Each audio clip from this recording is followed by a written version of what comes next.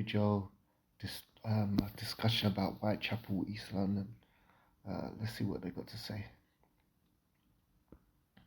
A lot of people would say not a lot of white people. Is that what you're going for? No, What's not, the it's issue not about with skin Whitechapel? colour. If you come out, I'll tell you what, you come out of Whitechapel Station, Yeah. my family's from the East End. Yeah. You could be anywhere in South Asia, okay? Because... So what is it about? It's not skin colour, what is it? No, it's about language, and it's about businesses that are not essentially British, and... Okay. So if your complaint is that you're a white person and in East London, when you come out of the train station, it looks like you're in Asia or whatever. First point, minorities in this country, whether they be Asian, black, whatever, they do not control who comes in the country and who goes out of the country. The government is controlled on the amount of people, or immigrants that are allowed into this country. So if over the years there's so many Asians and there's less white people, I don't. If your point is, if you're trying to say that white people are decreasing like white people are the majority in this country, yeah, I'm not sure how much percentage of immigrants are coming in. But if it's, let's just say, let's take your word for it, yeah, that so many Asians are coming into the country that white people are becoming a minority. Whose fault is that? It's not the Asians, yeah, or the immigrants. It's the countries, it's the government, boards that allowing people in the country. Yeah. Okay. Now, as for you said this, the languages that they speak. I know many plumbers, electricians, tradesmen. I know many tradesmen, white tradesmen, yeah, that work hard in this country, yeah, and they buy a house in Spain, yeah, because the pound, is weighty over in Spain, yeah. So they work hard here for many years, many decades, and then they buy houses in Spain. I'm telling you, yeah, those electricians, those plumbers, those carpenters, yeah, they are not. They've been going back and forth from Spain for decades. They're not fluent in Spanish. When they go to Spain and they move to Spain, they don't they don't learn Spanish. They learn hello, good day, how you doing, thank you, and all this, but they don't speak Spanish. Like they don't have a wide Spanish vocabulary. Do you understand what I'm saying? So when English people go to Spain or to other countries, yeah, they don't always learn the language fluently.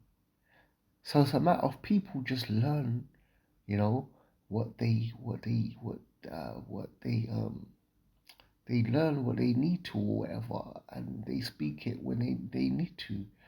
But most Asian guys that are born here, so maybe the parents came over and they didn't no, they didn't uh, and the difference is between the difference between the Asians that are here and the ones that are in Spain. The ones in Spain, yeah, they're not going to work or Spain to work. Yeah, so they don't need to learn the language. Most people, Asian people that are here, they can speak English because at the end of the day, their business, they need people coming to their business and you have to speak to them. And most of them do in their businesses, with a corner shop, with a restaurant, they have to have a decent amount of English. You can't say when you go to when you when these immigrants, whether they're Chinese or Italian or whatever, or whatever immigrant they are, and you go to their restaurants or their shops, or they can't speak English. Don't lie. That's not true. That's not true. Yeah, because when those English people go over to Spain and buy a house, a lot of them are not working over there. They've saved up money over the things. they don't need to learn. They don't need to interact with the Spanish because they haven't got a business over there that people are coming into, and they got to deal with them on a daily basis. They bought their land over there. They bought their house over there, and this, that, and the other, and they live over there. You know, or go holidays and spend time in their house until they retire, and then they gotta live there. They don't have to learn the language apart from basic hello, goodbye, how you doing, good day, all that stuff. But the immigrants that come here, if someone's coming into your restaurant or your off license and stuff, yeah, you have to know when it asks you where is this or where is that or where is the toothpaste or where you have to know in English what it is. Um, yeah, so I disagree with that. So if businesses that aren't British, what do you mean? If I could move, say I moved to Whitechapel, I find it hard to find a pub now. There used to be on every corner. So this is not true. This is not true because I want to show you something. Look at the comments, yeah?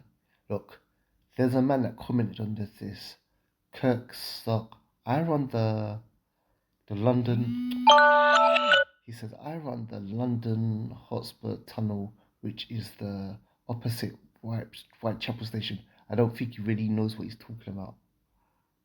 Let's click on that.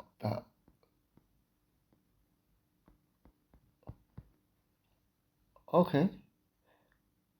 Oh, the London Hotspur Tavern, your place for Clark Ales, cocktails of array of events in our mosaic bar.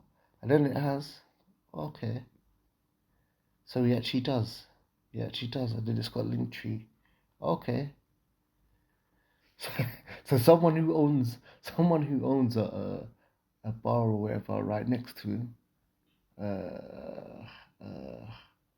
has replied to him. And hold on. Who's stopping white people from buying pubs in East London? If there's no white pubs in East London, who's stopping them from buying it? It's definitely not. It's hard to find a pub.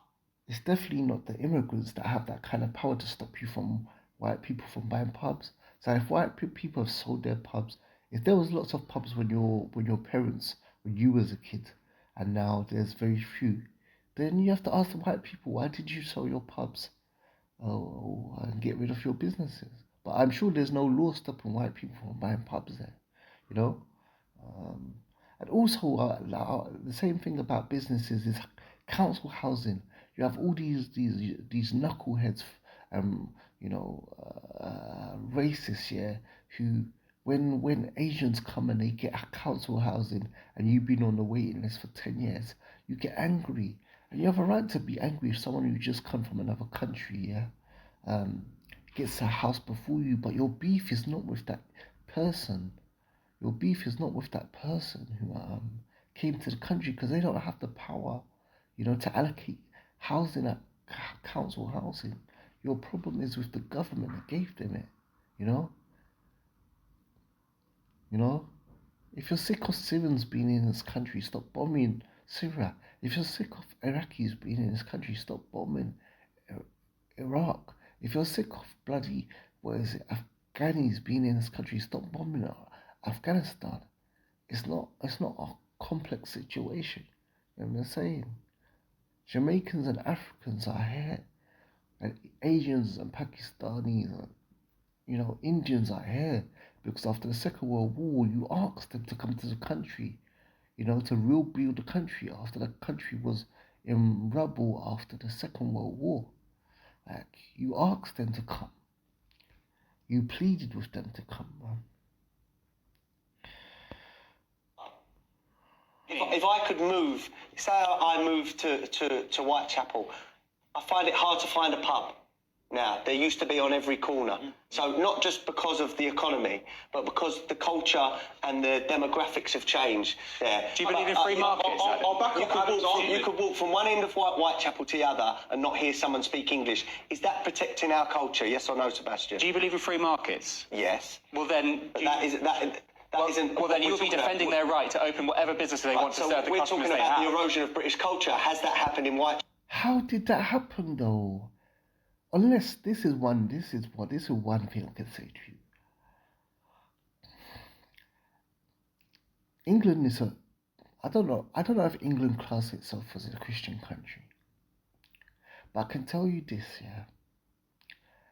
I think there's less white English families and less white English marriages than there were in the past. England used to be a conservative, religious Christian country. The thing is a lot of Muslim people come to England, yeah, and even though you have, you know, not everyone is 100% practicing Muslim, they still, in the end of the day, have the goal to get married. So you might have, so what happens is, I'll say it's like 50-50. Yeah. So you'll have, especially with young people, you'll have Muslims that come over. Yeah. You'll have Muslims born here, I mean. And what happens when they're young, maybe when they're growing up, they don't, they're not married, they have like boyfriends and girlfriends and this, that, and the other. But always in the back of their head, at some stage, their plan is to get married and have kids. Maybe when they're in their teens or whatever, they're either practicing and they're virgins, or they're not. They're just following culture and they're having boyfriend, girlfriends, or whatever. Yeah. But eventually, 9 out of 10 Muslims, they get married and they have families and this, that, and the other, and so forth. Whereas I think, and what happened, you see the man in his Islamic clothing, you see the wife in her hijab and stuff like that, and you see them out and about, as couples and stuff like that and so forth, yeah. Or you'll see like a woman with her kids and stuff like that, pram and like kids in hijab, and you'll see the husband out in his Islamic clothing and stuff with his kids. What I've noticed with a lot of English people, the men are not really getting married, and the women ain't getting married. There's a lot of girlfriend and boyfriends and stuff, but a lot of people are not getting married. So if it's the norm in Muslim culture to get married and have kids, and then your kids get married and have kids, but the norm in Western thing is ready to just have girlfriend and boyfriends, and then you swap partners. Um, you swap partners. Every like maybe I don't know, couple years or what, I don't know, 5 years or whatever. So and you don't carry on having families and stuff, you know, this, that, and the other. Then obviously you might see it as that they are dominating, but they're not dominating. They're just following their religion, which is the same thing. I'm saying in Christianity, there's no girlfriend and boyfriends really. In Islam, there's no girlfriend or boyfriend really. According to the religion, it's fornication. But the point is, what I'm trying to say is that there's an emphasis in the Muslim culture, yeah, that eventually you get married, you have like 3-4 kids. In the white Christian culture, do you still have that thing even today, in 2025, that we should get married and have kids? You know what I'm saying? Uh, I don't think it's still upheld. So your problem is not with Muslims or Asians coming in, and I think this is the same in the Hindu culture and the Sikh culture. The Asians still generally end up getting married, whereas I think white people, especially because of the state, and if a man has a business and stuff and he gets married and it divorces, the woman's gonna take all this stuff, like what I'm saying. I don't think it's being upheld in the Christian culture, you know. And that's what I'm saying. Do most white people even still claim Christianity? Muslims still claim to be Muslims, you know. Do Christian women, like men and women, yeah, white men and women, do they still claim that they're Christians in their 30s and stuff? Do they still believe in Christianity? Muslims, 9 out of 10, not even 9 out of 10. Well, yeah, 9 out of 10 that claim to believe, like actually believing in Islam. But do Christian people, are they atheists? Or like, is it the same? You have to ask yourself that question. Apple, yes or no? No, I don't think it has. That's ridiculous. Because that culture has evolved. Because we're not Norman. Well, then... But that is... and speak English. Is that protecting our culture? Yes or no?